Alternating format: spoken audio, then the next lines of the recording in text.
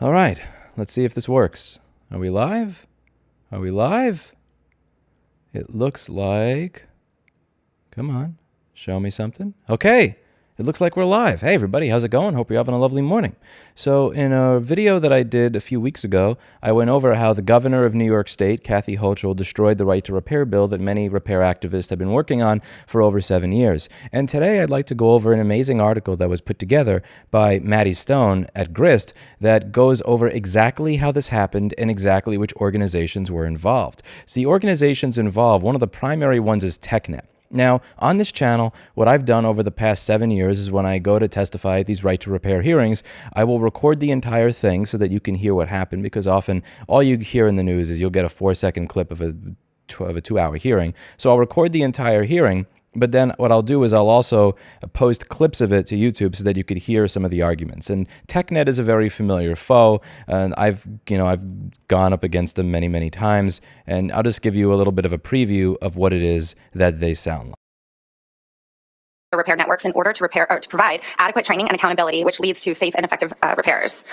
The groups pushing for this in states across the country stand to profit greatly by passing this legislation. But the reality is that some of the people that you're hearing from today greatly seek to profit off of this legislation being passed. Before I get started, I think it's important to address a point that Mrs. Fisher just brought up, which is that there are many people that are seeking to profit from this legislation. And I agree that it's an important point. I think it's important to look at who paid to be here today versus who is being paid to be here today when looking at who is opposing the legislation and who is in favor of that legislation. This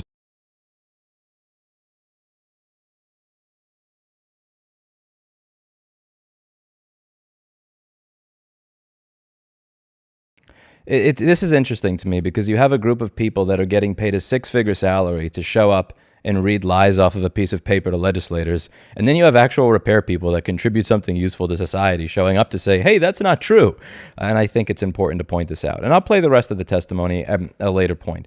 But today, I just want to start by reading this article. So it says, how big tech rewrote the nation's first cell phone repair law. Documents reveal tech lobbyists revised a right to repair bill before New York's governor signed it. New York State took a historic step towards curbing the power of big tech when lawmakers passed the Digital Fair Right to Repair Act, giving citizens the right to fix their phones, tablets, and computers. For years, advocates for the right to repair have pushed for such legislation in state houses nationwide. They argue that making it easier to repair gadgets not only saves customers money, but also reduces the environmental impact of manufacturing and electronic waste. Most of those bills have failed amid intense opposition from tech companies that want to dictate how and where their products are serviced. The passage of the Digital Fair Repair Act last June reportedly caught the tech industry off guard, but it had time to act before Governor Kathy Hochul would sign it into law. Corporate lobbyists went to work, pressing Albany for exemptions and changes that would water the bill down. They were largely successful. While the bill Hochul signed in late December remains a victory for the right to repair movement, not to me, by the way. Let's just be clear. I don't see that as a victory. I see that as a loss. The more corporate-friendly text gives consumers and independent repair shops less access to parts and tools than the original proposal called for. The state Senate still has to vote to adopt the revised bill, but it's widely expected to do so because, let's face it, this is New York State. You think they're going to do something good? Probably not. The new version of the law applies only to devices built after mid-2023, so it won't help people to fix stuff they currently own. Okay, listen, you want to say that this bill only applies to new stuff? Okay, I'll accept that as a compromise. But the real compromises are the ones that they'll list later. It also exempts electronics used exclusively by businesses or the government. All those devices are likely to become electronic waste faster than they would have had Hochul, a Democrat, signed a tougher bill. And more greenhouse gases will be emitted manufacturing new devices to replace broken electronics. Draft versions of the bills, letters, and email correspondences shared with Grist by the repair advocacy organization Repair.org reveal that many of the changes Hochul made to the Digital Fair Repair Act are identical to those proposed by TechNet, a trade association that includes Apple, Google, Samsung, HP among its members. Jake Egloff, the legislative director for Democratic New York State Assembly member and bill sponsor Patricia Fay, confirmed the authenticity of the emails and bill drafts shared with Grist. By the way, Pat Fay was a great sponsor of this bill. She did a lot of work to try to get this passed. She was very opposed to the changes. She was working through circumstances that I would have never been able to work through. I'm not going to get into her personal life. She was a great assemblywoman, and she did everything that she could. So if she confirms the authenticity of the emails, I believe her 100%. We had every environmental group walking, supporting this bill. Fay told Grist, what hurt this bill is big tech was opposed to it. That New York passed any electronics right to repair bill is huge, Repair.org executive director Gay Gordon Byrne told Grist, but it could have been huger if not for tech industry interference. Reached for comment, the governor's office sent Grist a copy of a statement that Holcher released when she signed the bill, outlining changes made to the text. Her staff declined to address questions about the potential negative impacts of those changes or about the process behind them because Kathy Hochul is not going to make it to the front page of the New York Times. Don't make it to the front page of the New York Times. Don't make it to the front page of the New York Times. All right. For years, consumer technology companies like Apple have effectively monopolized the repair of their devices by limiting access to parts, tools, and manuals to authorized repair partners, which often would only perform a small number of manufacturer-sanctioned fixes. True. Those limited services often force consumers to choose between continuing to use a broken device or obtaining a brand new one. The version of the Digital Fair Repair Act that passed New York State Senate and Assembly last spring sought to level the playing field for independent shops by requiring that companies make parts, tools, and documents available to everyone on fair and reasonable terms. A broad coalition of manufacturers opposed the bill in the spring, and its sponsors had to make significant compromises in order to pass it. We made a lot of changes to get it over the finish line in the first day or two of June, Fay said. So this is an important point because a lot of people have said you have to compromise. You're an idiot for not wanting to compromise on legislation. This came up once on Reddit from somebody who claimed that they are a lawmaker when in reality they were probably jerking off in their underwear. Let's be real, it's Reddit. Which is a let. There need to be compromises made. If you think compromises are bad, you don't know how legislative process works. There were a lot of compromises made over the period of 7 years that we've been trying to push this bill through. And the problem is not those compromises. It was the last-minute compromises that gutted the bill. Those changes included explicit exclusions for everything from home appliances to police radios to farm equipment. Fay says she was willing to omit those devices because she thought focusing on small electronics would give consumers the biggest bang for their buck. True. Data from the repair guide site iFixit shows that 8 of the top 10 devices New Yorkers attempted to repair in 2020 were small consumer electronics, with cell phones and laptops topping the list. The Digital Fair Repair Act passed the Assembly by a vote of 145-1 after clearing the Senate 59-4. Despite that overwhelming support, the tech industry was surprised by its passage, said Democratic State Senator Neil Breslin, who sponsored the bill. He's also a G. I met him in person. He is a cool dude. There's a number of people who are all advocating on the parts of the manufacturers who really in private chats were not expecting it would be passed, Breslin told Grist. At that point, the bill's opponents approached Hochul seeking concessions. In particular, state lobbying records show TechNet held frequent meetings with the governor between June and December when she signed the bill. Lobbyists representing Apple, Google, Microsoft also met with the governor, state records show. All of these organizations have lobbied against right to repair bills in other states, often citing intellectual property, cybersecurity concerns. But some, most notably Microsoft, have softened their stance in recent years. Fay said Microsoft constantly tried to reach out to her office to cooperate on the bill. In a letter sent to the governor in November, the company requested several edits but did not ask for a veto. Microsoft, Google, and Apple declined to comment. Of course, why would they bother commenting on screwing over society? In letters sent to Hochul in July and August, Apple, IBM, and TechNet all asked the governor to veto the bill. IBM also declined to comment. Notice a pattern here. When a veto didn't immediately happen, TechNet sent Hochul a trimmed-down version with edits attributed to David Edmondson, the trade organization's vice president of state policy and government relations. Among other things, TechNet requested that the law apply only to future products sold in the state, that it exclude products sold only through business-to-business or government contracts, and that it exclude printed circuit boards on the grounds that they could be used to counterfeit devices. What the... Am I reading this right? TechNet requested that the law exclude printed circuit boards on the grounds that they could be used to counterfeit devices. What the fuck? Bro. It also sought a stipulation allowing manufacturers to offer consumers an independent fixtures assembly, such as a battery pre-assembled with other components, if selling individual parts could create a safety risk. So one of the things that I've discussed in this channel is Samsung released a absolute garbage program recently, which is a program where you would have to pay $206 for a battery. Not kidding. Samsung trolls users with horrible self-repair program, $206 for a battery for the battery. And it was actually on the site that was announcing the news. And what they do is they have the battery adhesed to the screen assembly. And they say, well, we can't possibly sell you these two separate because we glued them together.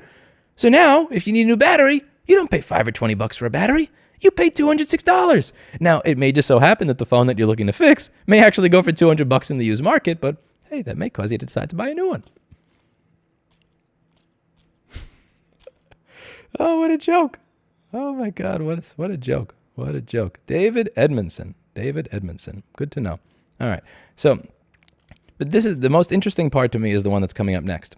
Among other Additionally, TechNet wanted a requirement that independent repair shops provide customers with a written notice of U.S. warranty laws before conducting repairs. How about this, asshole? How about that the manufacturers are required to provide customers with information on the Magnuson-Moss Warranty Act, which says that the warranty is not voided if an independent works on it? Because guess what? Your manufacturers that are members of your trade association have been breaking the law for over the last 20 years and been getting away with it. The FTC has pointed out that you guys have been breaking the law for the last 20 years and getting away with it. How about you? Tell your own effing customers that you're not allowed to do what you're doing. So there are times where customers have come to my store because they were part of an extended warranty program to have the graphics chip replaced on their 2011 MacBook Pro. They were in the warranty period. And Apple will tell them, because you had your hard drive replaced with an SSD at Rossmann Repair Group, we are not going to replace your graphics chip, which is still covered under warranty. That is a violation of the Magnuson-Moss Warranty Act. That is illegal. And you guys have been doing that for a decade. Do you think Kathy Hochul gives a fuck about that? Not really. Okay, so TechNet's proposed changes to the Digital Fair Right to Repair Act. This is the part that, in my opinion, is the most insidious. Hochul's office sent TechNet's revised draft to repair advocates to get their reaction. Those advocates shared the TechNet edited version of the bill with FACE staff, which gave it to the Federal Trade Commission, the agency charged with protecting American consumers. Documents that Repair.org shared with Grist show that FTC staff were highly critical of many of the changes. The parts assembly provision, one commission staffer wrote in response to TechNet's edits, could easily be abused by the manufacturer to create a two-tiered system in which individual components like batteries are available only to authorized repair partners, which is great. It looks like somebody at the FTC may be watching my videos and understand that users do not want to pay $206 for a battery. Oh, this is so aggravating. At least somebody's listening. Unfortunately, not people that have any power, but at least somebody's listening. Another one of TechNet's proposed changes, deleting a requirement that manufacturers give owners and independent shops the ability to reset security locks in order to conduct repairs, could result in a hollow right to repair in which security systems thwart people from fixing their stuff, the staffer wrote. True. These particular TechNet edits all have a common theme, ensuring that manufacturers retain control over the market for the repair of their products. Dan Salzberg, chief counsel for the FTC's Office of Technology, Research and Investigation, wrote in an email to Faye's office. Again, not Jessa Jones, not me ranting into my microphone and camera on YouTube. Chief counsel for the FTC's Office of Technology agrees with us. Despite the agency's third warning, all of the changes described above and numerous other edits TechNet proposed appeared in the bill Hochul signed, many of them verbatim. So you can see the version that passed, and you can see the proposed edit that TechNet wrote. So in this case, the bill that passed is literally a copy and paste of the opposition lobbyist. So the opposition lobbyist got to write the bill. So look at this. So this is the bill for which the original equipment manufacturer makes available tools, parts, and documentation to authorized repair providers. Digital electronic equipment or equipment does not include any professional, industrial, business to government, or business to business equipment sold to consumers. And over here, this is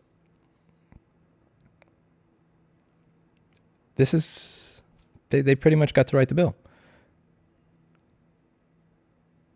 Look, read this, and then read this. Read this, and then read this. This is copy and paste. This is literally like Kathy Hochul just said Control-C from TechNet. Control-V. What a corrupt shit state. And what a shit governor. Chris Gilrine, TechNet's executive director for the Northeast, told Grist in an emailed statement that the bill that the legislature passed presented unacceptable safety risks to consumer data privacy and safety, and that his organization recommended changes that addressed the most egregious security concerns. Now, before I can even get into it, Maddie Stone, who wrote this amazing article, excellently cited. Manufacturers often cite cybersecurity as a reason to restrict access to repair, an argument the FTC found scant evidence to support in a report published to Congress in 2021. So as I say, the FTC has went over every single one of these. which if Spectrum will load, I could show you, but I have Spectrum Internet, so it's going to take 20 seconds for that to load. The FTC released a report on all of this, saying that there were, and this is the part that I ask about every time we go to lobby on one of these bills. So can you tell us what the unacceptable risks to consumer data privacy are? Can you tell us what the risks to consumer safety are? Can you give us some examples of it actually happening in the real world? Can you show me the front page news from the Wall Street Journal or the New York Times where an independent repair shop blew up somebody's face as a result of working on their device? Show me the evidence. Don't just say there's potential, because there's a lot of potential for a lot of danger in society right now, but we don't stop people from being able to replace brakes in their Ford F-150 in their driveway if they wish to on that 6,000-pound truck that can go 70 miles an hour down the highway. There's a lot of potential for things, but what we want to see is actual evidence of it occurring.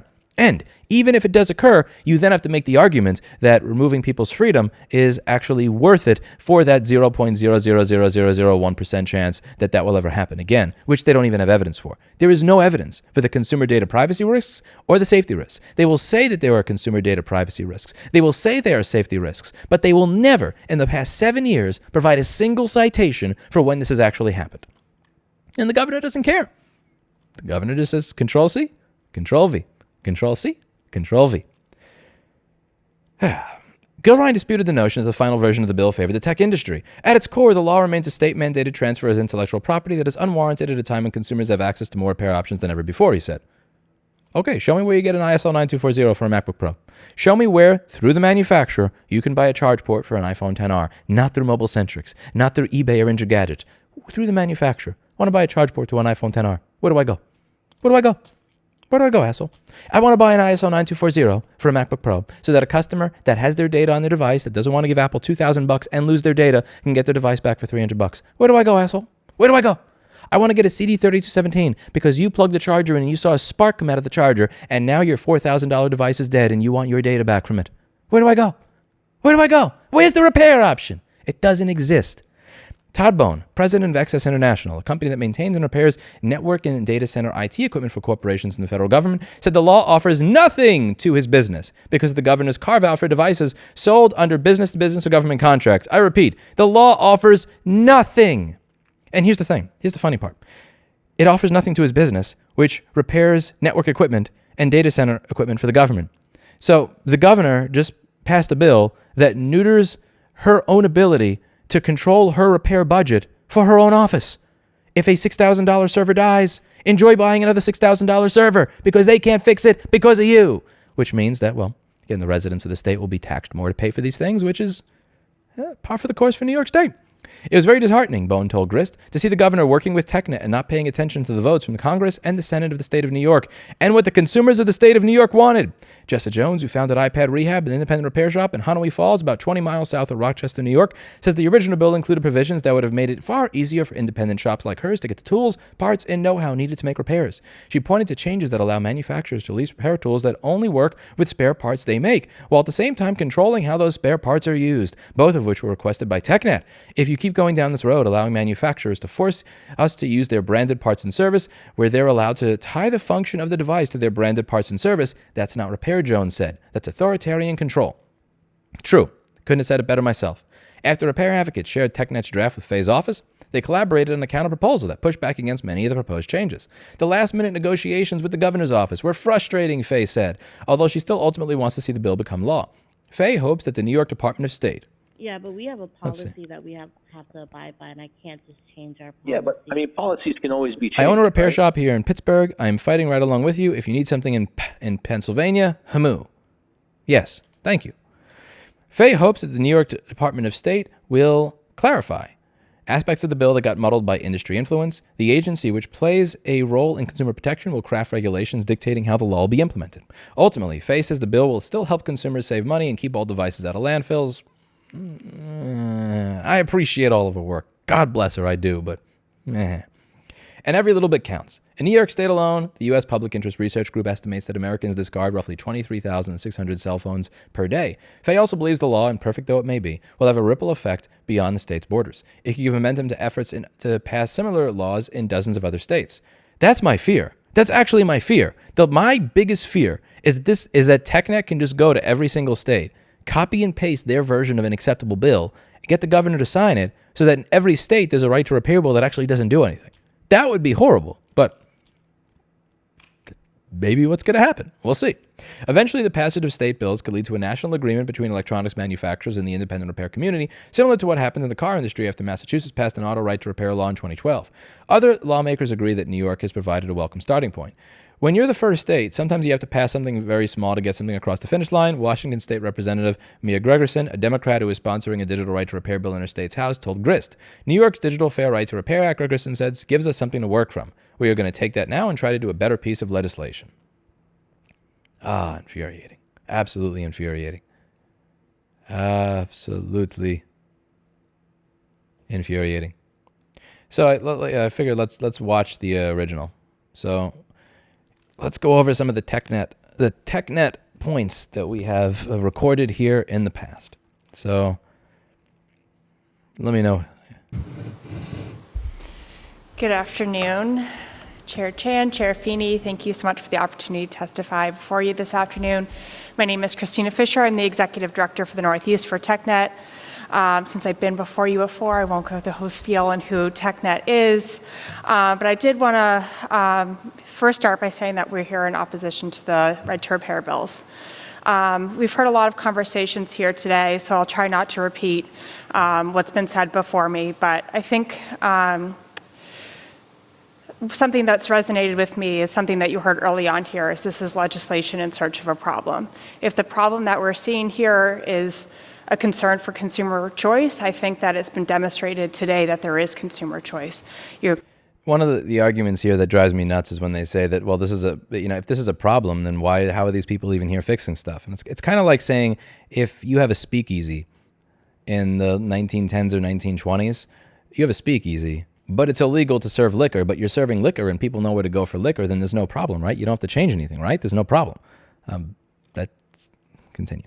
You can go to your original manufacturer to get a repair, you can go to an authorized dealer to get a repair, or you can go to an independent repair shop to get a repair. There's plenty of consumer choice. Consumers can choose which electronics they buy, and they can choose whether, if they don't like certain manufacturers, to choose other ones in the future. But the reality is that some of the people that you're hearing from today greatly seek to profit off of this legislation being passed. Second, if another conversation that we've had today is about e-waste and recycling.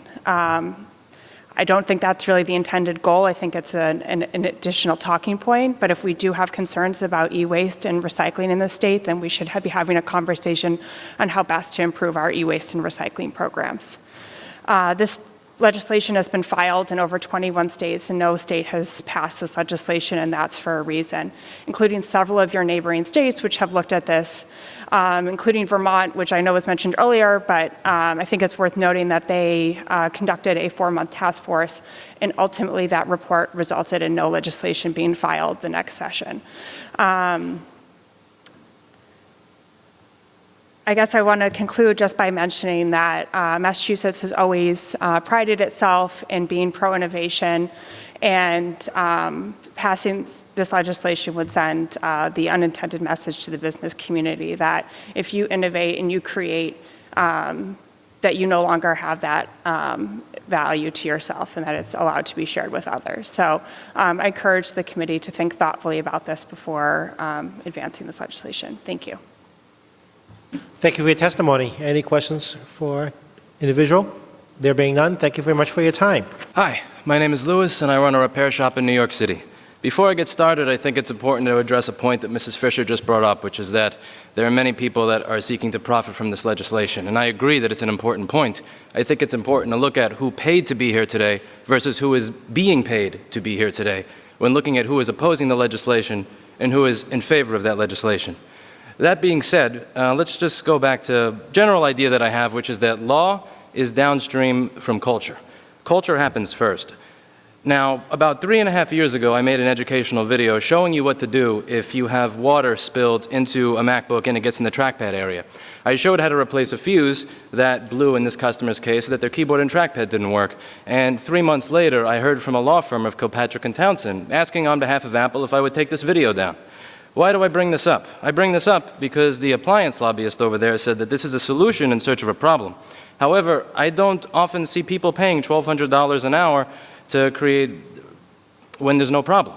There is a problem, which is that when I show you where a fuse is in a product, I can get in trouble for that. There were also individuals that brought up that authorized repair is very good and it does the job very well. But then I'd also bring up the question as to a CBC News piece that came out last year where there was a bent pin in a cable of a laptop and they wanted $2,000 to fix this. I fixed it on camera in 30 seconds by bending back the cable.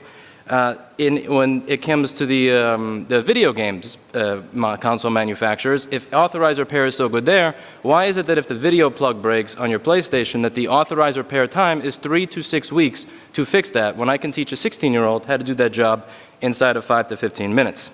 The issue here is that the culture has changed, but the law has stayed the same. The laws that are being used to say that I shouldn't have access to a document that says where the fuse is, or if I show this, where this keyboard fuse is, that I could be in trouble and have my business in jeopardy, is a law that was created 50, 70, 90 years ago when culture was different. Back then, if you open your refrigerator, you open your television, there's a schematic there that tells you how to do all of this. I, as a normal person, not even a repair shop owner, could call up the company and say, can I get this thing for my vacuum and my radio? Or you could just go to Radio Shack and get it.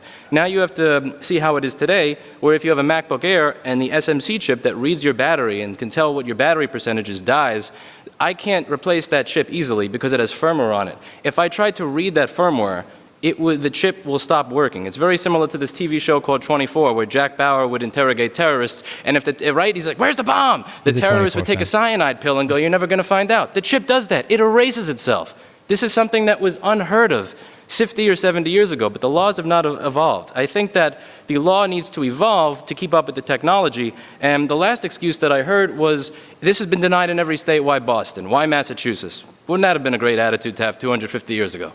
That's it. Thank you for your testimony. Any questions from the members? Senator Feeney. Thank you, Mr. Chairman. Thank you for your testimony.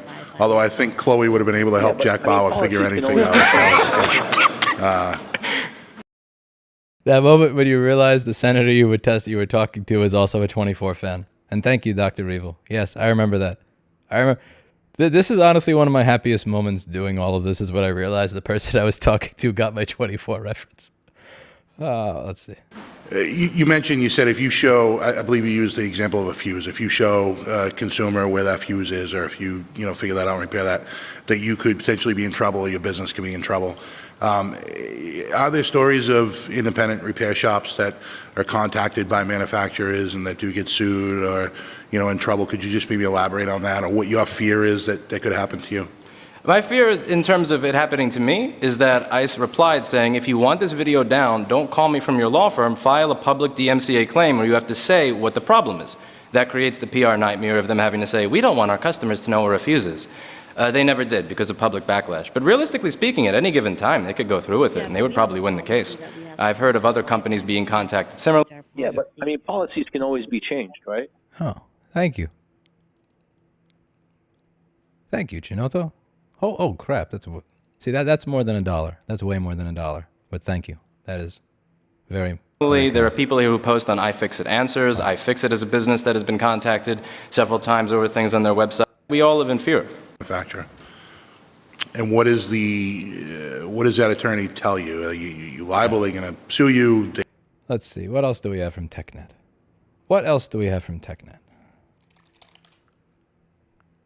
Do we have any other TechNet? I think I only have TechNet in the long form ones.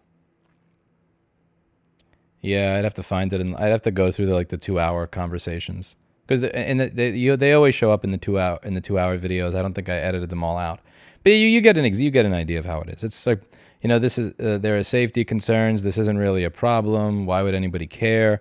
And I think the important thing to understand is that all the documents that I use to show you how to do this are documents that I get from websites that probably are not supposed to have them.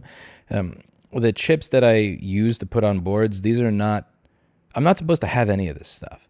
And oftentimes I'm not able to find them at all. Like one of the things that you may hear on the phone if you ever call my company with a newer device is, I don't know if I can fix that because I may or may not have the chip to it. For the first 1 or 2 or sometimes even 3 years that the device has been out, I'm not able to actually find things. And I went over this in video that I did, I think 2 years ago. Let's find this. Yeah, so this is a video where a customer was angry at us and about to leave a 1-star review because we were not able to fix their device. Apple wins is the title of the video. And the reason we couldn't fix their device is because it needed a chip that I could not get. Now, a lot of people have said, well, why don't you just buy a donor MacBook for them? And it's like, I'm not going to spend $1,300 on a device so that I can provide a repair to a device that costs $1,000 for $400. Like, that just doesn't make sense. But the parts have to be available to do that. And the thing that drives me nuts is the constant, this is in seek of a problem that doesn't exist. And I had also said what I had taken personally. I think I said it, I forget if I played this video at the beginning. This is the part that I honestly find the most offensive. You're not reading off of the same piece of paper. Of authorizing Something that's resonating. Senate Bill Samantha Kerschel, and I'm the executive director for TechNet. Round 2. Here in Washington in the Northwest. Respectfully, we are testifying in opposition to Senate Bill 5799 today. We believe this legislation is in search of a problem that does not exist. Gee, I wonder who's been copying whose book report recently. Something that's resonated with me is something that you heard early on here, is this is legislation in search of a problem. Can you guys at least pretend that you're not reading off of the same piece of paper? Consumers in this country already have a choice when it comes to who repairs their devices, and thousands of authorized repair facilities compete for consumers' business each day. Technology companies have every incentive to ensure their customers have ample opportunity to get their products repaired, and in fact, our brands depend on being able to provide superior customer service. Technology companies must be able to manage their repair networks in order to provide adequate training and accountability, which leads to safe and effective repairs. The groups pushing for this in states across the country stand to profit greatly by passing this legislation. But the reality is that some of the people that you're hearing from today greatly seek to profit off of this legislation being passed. Before I get started, I think it's important to address a point that Mrs. Fisher just brought up, which is that there are many people that are seeking to profit from this legislation. And I agree that it's an important point. I think it's important to look at who. Lobbyist. Anyway, I think I played that one already. But these honestly, the part that offends me is not even that the lobbyist is being a lobbyist. Like, your job, I get it. You know, it's an easy 100K a year. You read off of a script. You read off of a script, and you get your 100K a year. You do your soulless appearance.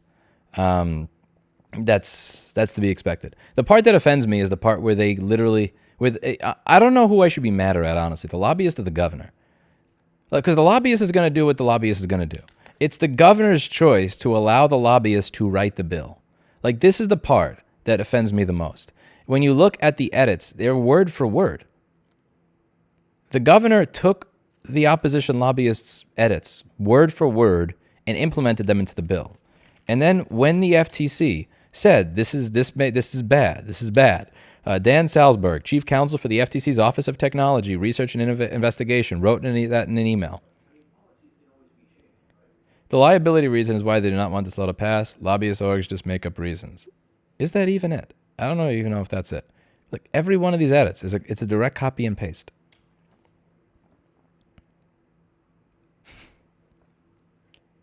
Now let's go through some comments.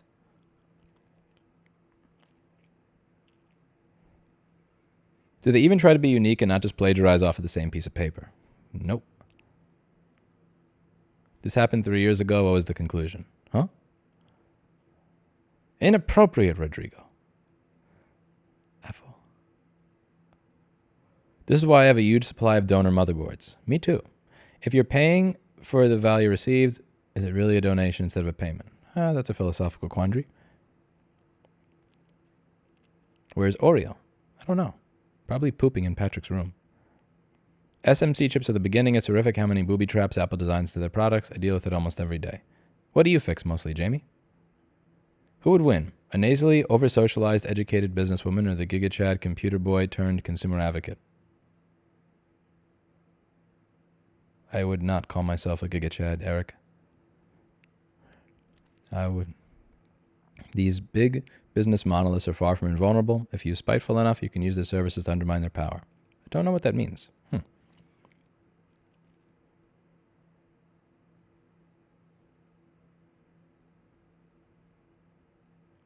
Just popping in to say that Vox has a video about planned obsolescence that published today. They hailed the New York right to repair bill as a success. Never mentioned me. I honestly don't care if a bill mentions me or not. News outlets should not be mentioning me. They should be mentioning the relevant points. They should be mentioning the cause. They should be mentioning things that matter. I'm not the thing that matters here, to be clear. The thing that would obviously be bothersome is if they say that the right to repair bill is a success. If Vox said that, I would, yeah. Maybe I'll go over that later.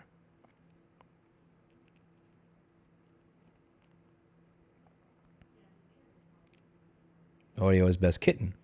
Yes, especially when he poops in Patrick's section of the house.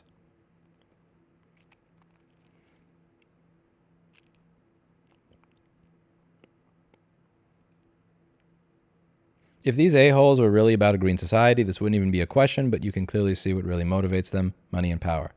F them, stop buying their S. You know, a big part of the problem here is when you look at their members, you'd have to stop buying from a lot. So let's see if I can find this list. So if we go to the members of TechNet, right? Okay, so who do you have here?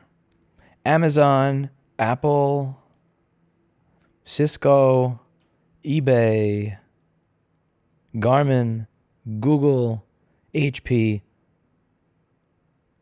Intuit, MasterCard, Facebook, Lyft, NASDAQ, PayPal, Samsung, Visa, Verizon, Yahoo, Zoom. Okay, so like you can't spend money, you can't send money, you can't navigate, you can't buy Dell, you can't Google, you can't buy shit online. Like if you wanted to actually, Toyota, if you wanted to not give money to every company associated with this disingenuous lobbying firm, you would, like, that's, I mean, you'd pretty much have to stop buying things altogether. And that's a big part of the problem. Is that when they say, you know, vote with your wallet and don't buy it. That's a tough, and to be clear, that's just one organization. So if you go through the total of the dozen organizations that lobby against this, and you look at their members list, you're going to, in my opinion, end up living like a caveman.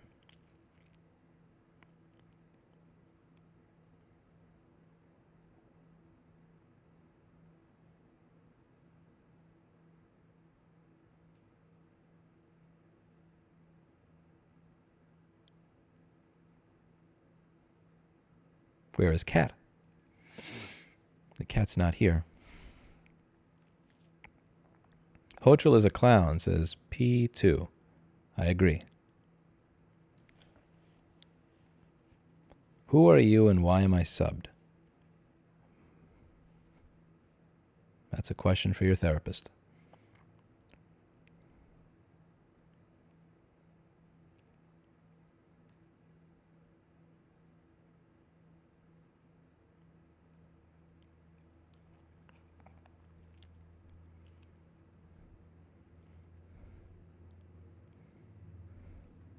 A clown can make people laugh. Hochul is a pawn.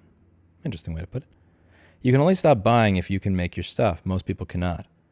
I mean, how many people are going to make their own cell phone? Make their own cell phone, make their own online store, make their own car, make their own payment network.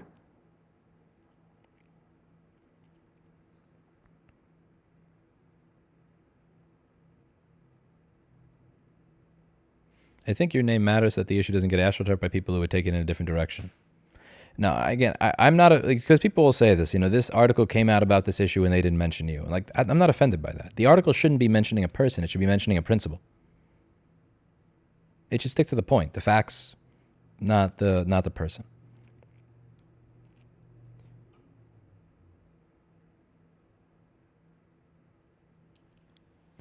You can make a lot of stuff with C++ and Arduino.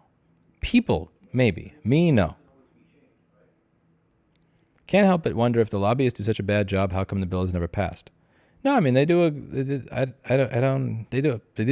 they do a good job. They do a good job of something else. They don't do a good job at the hearing. At the hearing is a joke. They do a good job behind closed doors. I imagine they do a good job behind closed doors. Better at it than I am, I suppose.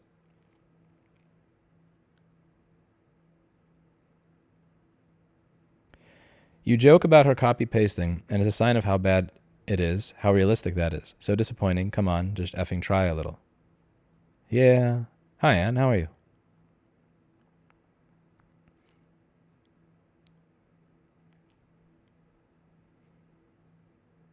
Would you believe it if I said physical attractiveness is often a requirement of being a lobbyist? That would explain my failure in this area. I have to have somebody else show up that's not me. All right, what do we get next? So when's the bike stream coming again? I have to pick the lock on my bike because I left the key in my old apartment in Brooklyn. So I have a lock on my bike that I don't have a key to. And I'm not going to ride that thing around and not lock it up. So I have to find somebody to pick the lock, and then I have to get a new lock.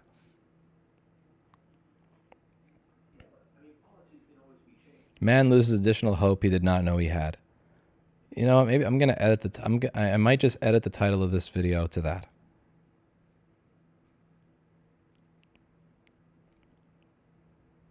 Is there anything that the community can do to bring this to the real bill that we actually wanted? I don't know. If you live in New York State, you can bother the governor, I guess. Emailing and calling the governor, but that's probably not going to do anything. Or email your local representative.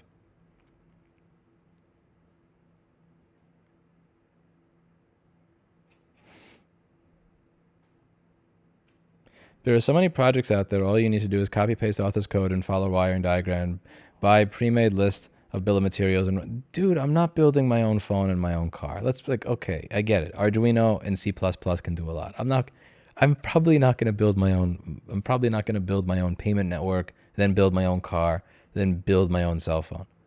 Did you move to Texas? I did, Nathan Rye. I did. It's one of those kryptonite New York bike locks, Bandit.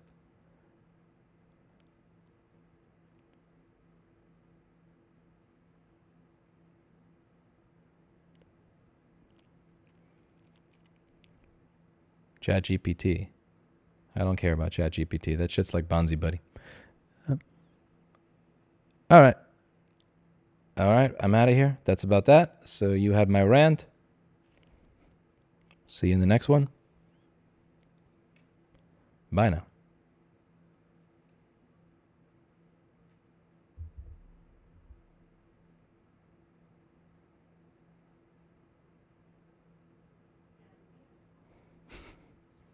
See you later, Copass.